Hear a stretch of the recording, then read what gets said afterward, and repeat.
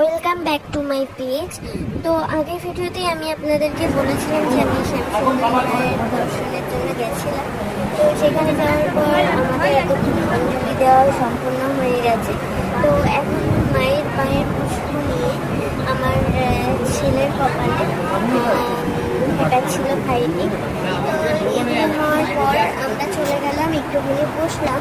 কিছুক্ষণ বসে থাকার পরই শুরু হলো মায়ের